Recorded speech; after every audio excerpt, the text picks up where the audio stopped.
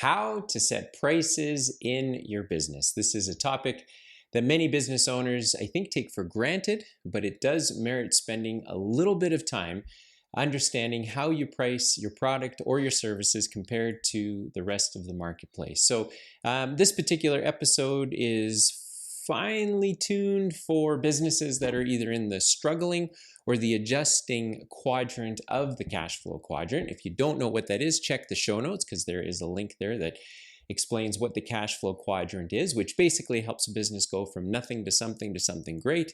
And today's topic really does cater to the business that is figuring out how to generate profit and cash, or has a bunch of cash and is now trying to figure out how to be more profitable. It doesn't apply so much to a growing business, because by the time your business is growing, pricing is something that hopefully you've developed a policy around, or you have a very good working knowledge of why you price your products and your services the way that you do. So for other entrepreneurs that happen to be in that struggling or that adjusting quadrant, hopefully today's episode will be very helpful for you. So when you set the prices for your business, really the first thing that you need to do is you need to figure out, okay, what is the rate or the price in the marketplace right now? If I was to call 10 companies in the marketplace, what kind of price am I going to get? And what you're going to find is that prices generally fall into a range. It would be highly unlikely, unless you are a professional services business where you basically operate by yourself. But if you run a business in the marketplace and you have a team of people that service customers every single day, chances are that the prices for your products or services are going to fit somewhere in a range. So the first thing that you need to do is to determine, what does that range look like? Now, I can tell you, I've owned businesses for a couple of decades, good, bad, and otherwise, and this is an exercise that I have only ever done when I've been in trouble. Generally speaking, the pricing for the services or the products that I've been involved with has really just been an organic function of having been in the marketplace, knowing what the prices are, hearing from competitors, but I've never done it wasn't normal for me to sit down and figure out what the spectrum of pricing is. I now know better, because as you'll discover through the rest of this episode, there's a lot of things that you can learn by calling competitors, by looking at their website.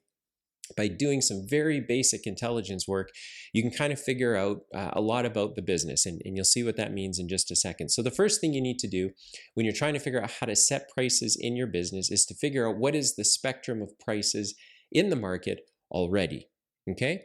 And then you need to decide for your business, you need to say, okay, are we an above average business? Are we a below average business? Or are we just average? Should we be pricing our services like everybody else? Do we have an opportunity because we're an above average business, do we have an opportunity to price our services higher or our products higher than comparable businesses? Or are we not quite at the bar yet and we need to be a little bit more affordable in order to attract customers in the door? Now, here's what I've discovered. What I've discovered in all of my years when I price a product is your prices normally will attract a certain type of customer. You can be the lowest cost provider of a service in the marketplace, but then you're going to attract those types of customers that generally take more work, as we all know, and they're not the most exciting customers to work with. Whereas if you set the bar higher for your business, for your product or your service, in terms of the price, you generally will attract a higher quality customer. It'll be a better experience for you. It'll be a better experience for them. You'll most likely enjoy working with them. But here's the catch. Your business has to be able to deliver on the product or service promise that the rest of the market is giving.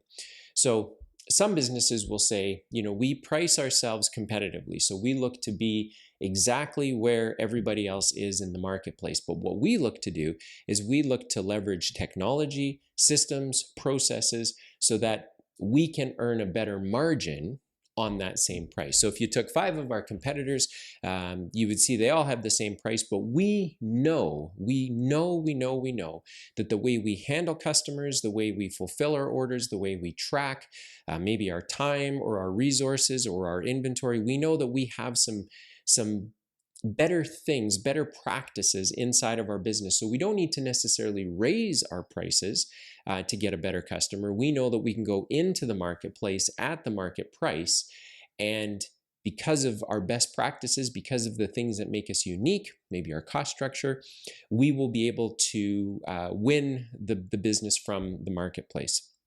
Conversely, if your business isn't there, if you look at your business and say, man, we're not quite at the level of our industry, we don't really maybe have a website, we don't have a full team, we are still learning about our particular marketplace, you might have to bring your costs down, you have to bring your prices down in order to attract any customers whatsoever. But here's what I can tell you. Competing on price for most small businesses is not the best strategy in the world. The reason for that is because if the only reason your business is profitable is because it's the lowest price, all it takes is somebody else to come into the marketplace, drop their price a little bit lower, and then they win the business. Versus creating a business where the price is reflective of the value that the customer is getting for the entire experience that goes into them interacting with your business. And when a competitor comes into the marketplace, they don't have to replace your price. They actually have to replace the value and the experience that your customers have in order to win that customer away from you. And so when you look to set prices in your business, the price itself is just the starting point. What you really want to understand is within that price, what are we doing up and down? Up being what are we offering in terms of more value and service, down being how are we cutting our costs or how are we doing things better, so that the price doesn't become something that someone can compete away from you. They actually have to compete away your business itself. They have to have, on the lower end, they have to have a better cost structure than you. They have to run their business more efficiently than you. They have to have maybe cheaper office space. They may have to have less people on their team, so their payroll is less. They may have less burden in terms of what they do when they order fulfill, in terms of how they put all of those steps together. And then on the high end, on the upper end, they would have to have a better customer experience for the type of customer that you service. They would have to have more value being presented to your customer than what your business is presenting. And so a couple of minutes ago, I said this isn't something I used to do because it sort of seemed to me that, we will just do the business that we do and the customers will walk in the door and we'll just take what we can get. That's a strategy. But that strategy means you never really feel that confident that if something were to happen in the marketplace or if something were to happen in your business that you'd be able to survive it. The better strategy is to put some, I think, I've learned, to put some thought into it and to really understand A, who your customer is, B, why they use you, and C, is the pricing the maximum amount of pricing that you can get for the type of customer that you're looking to attract. And if you can put some thought into it, you might be surprised at how much additional cash your business is generating because of the margin that comes from thinking through these things. Whether it's $1 an hour, $100 an hour, $1,000 a product, $2,000 a service, whatever that number is or whatever that math is going to look like. The more thought that you can put into understanding why your business charges what it charges, the better off you're going to be. And then when you put what your business is charging across the marketplace, the spectrum of, the lowest providers and the highest providers, and you put your business somewhere on that spectrum, that then gives you the opportunity to start being strategic. So when you see different things happening in the marketplace, you can react quickly and hopefully squeeze out some more money, because you will understand that if someone further up the spectrum from you, if a company further up the spectrum from you is having a hard time servicing their customers because maybe something material has changed in the marketplace, that you are there to pick up those customers and bring them into your market. So the point is, this episode is, how do you set the prices in your business? First of all, figure out the spectrum. Secondly, figure out where your business fits on the spectrum and what is it adding in terms of value and experience, and how is it able to operate better than everyone else on the spectrum in order to figure out where the best pricing for your customer should be. And then lastly, It's an interesting thought exercise, but it starts to put in place some thinking in terms of how to better your business, which is what would you like your price to be? What would your business have to do in order to get that price? Now, this isn't, I wish our business could charge, a gazillion dollars an hour, or I wish we could charge $1 million for every job. No, that's not true. If you dialed it down and said, hang on a second, what price would we like to get? When we look at that spectrum, we're not on the low end, we're not on the high end. Chances are we're somewhere in the middle. But if we wanted to push ourselves up the spectrum, what would need to happen for us to be able to do that? And sometimes the answer will come down to we have to cut our costs, we have to become more efficient, we have to do a better job of capturing our costs and then charging them out. So there's like the expense side of that question. But the more important side is the value side, or the revenue side, which is what could we add to the experience that our customers would find helpful, that they would be prepared to pay a little bit more for?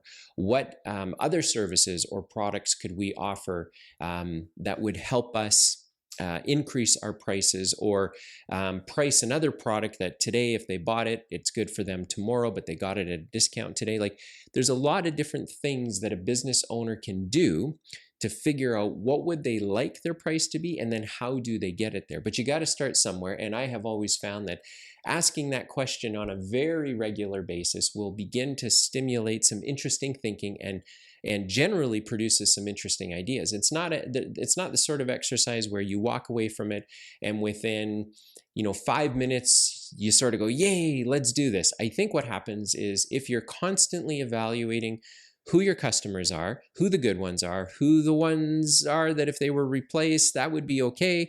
If you were constantly watching your average sale per customer on a trend basis, and you started to understand what each customer is worth to you, as you do that on a regular basis, and you keep asking yourself the question, what price would we like to get for our product or our service, and what would we need to do in order to get it?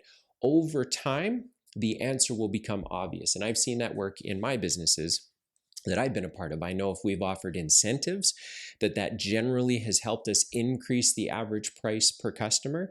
I know that if we have focused very heavily on making sure that our costs are as tight as they can be, that has helped us get the price that we want to get, not in terms of what we charge our customers, but what stays in our bank account. And so hopefully that gives you some things to think about if you're an entrepreneur that's in the struggling quadrant or the adjusting quadrant, and you're really trying to get your business back into growth mode. Growing depends on how much revenue your business earns. How much revenue your business earns depends on your pricing, and your pricing should be determined by how much value and experience, how much value your customers are putting into the experience they have with your business, plus how well you manage your costs. And that should be comparable against a spectrum of businesses in the marketplace, so that you can place your business on that spectrum and understand, why are you not at one end? What does it take to get to the other end? And then begin working on the tactics and strategies that help you get there. And I'm always around for a conversation if you'd like to talk about what this means specifically in your business. I know in these episodes I can talk very generally, but if you're interested in doing a deep dive in your business, it's a couple of minutes on the phone, on a Teams meeting or a Zoom call, just to chat about your business. I can share with you what I've learned about pricing services, what has worked for me, what hasn't worked for me. Even if you're a real estate agent, or you run a mortgage brokerage, or you run a repair shop, or a construction company, or a manufacturing company, I've been able to touch all of those and feel very confident that I could help you with the pricing in your business. So find a way to reach out, book a time to chat if it works for you. There's a link in the show notes that you can use to do that, or find me on LinkedIn or Twitter. Send a message over and I'd be happy to chat. So hopefully from here, you're going to go back, reevaluate your prices, or as you're driving to and fro from your business over the next week, you can contemplate, what kind of price would we like to get for the product or the service that we offer? What would we need to offer in order to be able to do that? And then start working through some of the other things that I've discussed on this episode. So thanks for tuning in, and hopefully we see you on the next one.